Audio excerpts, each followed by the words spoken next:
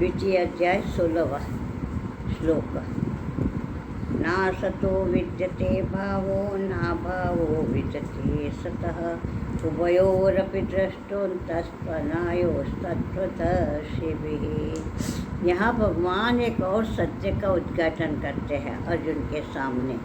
ना सतो विद्यते भावो न अभावो विद्यते सतः। असत का कभी भाव नहीं होता। भाव होना मैंने होनापन, अस्तित्व होना।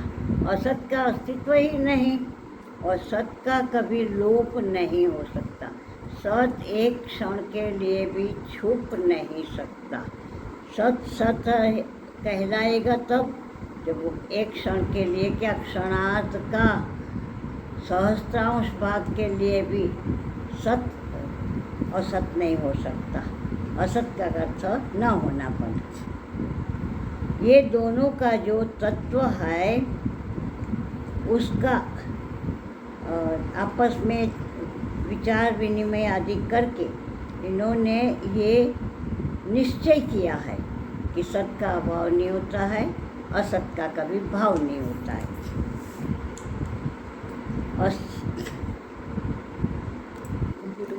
नहीं, पूरा नहीं हुआ। असत भी, असत का अर्थ जो दिखेगा तो सही परंतु मिथ्या है। संसार का पदार्थ जब आप असत की गिनती में एक तरफ सत एक तरफ असत, आपके सामने जीवन में जो आता है उसका दो विभाजन करने का एक स्वभाव हम बना लें तो हम कभी दुखी नहीं हो पाएंगे। कोई हमें दुखी कर नहीं पाएगा। क्यों?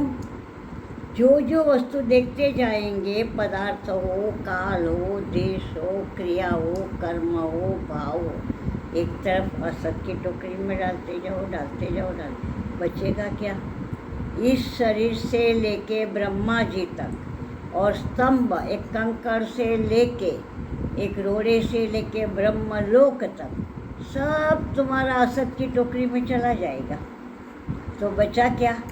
जो है उसको ये सत्य कहने वाला कौन बचेगा? बताओ, कहने वाला कौन बचेगा?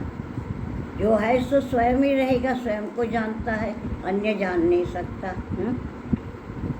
तो भगवान ने यहाँ जो सहन करने को कहा था तो उसके लिए एक सत्य बता रहे कि आपने स्वप्न में जो कुछ देखा, आप दुखी हो गए, वहाँ आप रोध हो रहे थे, बचना चाहते, अब जाग के आप क्या करोगे?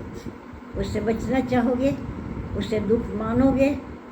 एक क्षण में उसको छोड़ दोगे तो अरे उसको क्या, उसको तो सहन भी कहाँ करना है। हम मानते हम बहुत सहन कर रहे हैं और सहन भी क्या करना है, तो मिथ्या है, माना हुआ है। तो ऐसे ज्ञानियों को कोई दुख क्यों नहीं लगता, आपत्ति नहीं लगती? क्यों? माने हुए को वो न माने, उसी क्षण छूट गए। अब रस्सी में दिखे हुए सर्प से कितनी देर भयभीत रहेंगे जब तक रस्सी को नहीं जाना। तो भगवान ने यहाँ इस सत्य का उद्घाटन करके हम लोगों को तो एक ऐसी सुंदर बात दे दी कि हर वस्तु को देख, जब आपत्ति आती है, दुख आती है, भयभीत होते हो, हाय मैं बर्बाद हो गया सोचते हो, काहे में, किस में, किससे, तो सब स्वप्न का खेल है। तो तू इसको उतार दे। सत्य तो कहीं गया नहीं और सत्य सदा साथ रहेगा। जाएगा तो जो पदार्थ थे नहीं हो जाएंगे। इसके लिए क्या इतना हल्ला मचा? देखो, सत्य की खातिर हरिश्चंद्र का क्या क्या नहीं बिका। राजरानी भी बिक गई और स्वयं भी बिक गया। और उस समय खरीदार जो मिला, चांडाल मिला तो चांडाल।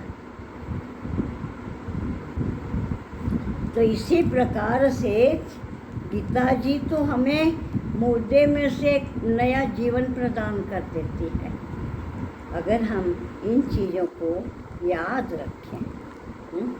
वेदांत जो है वो और ज़्यादा कुछ उलझाता नहीं, सबसे सरल है। और कोई भी मार्ग हो, भक्ति है, ज्ञान है, ये अरे योग है, वैराग्य, ये करो वो करो, ऐसे होना चाहिए।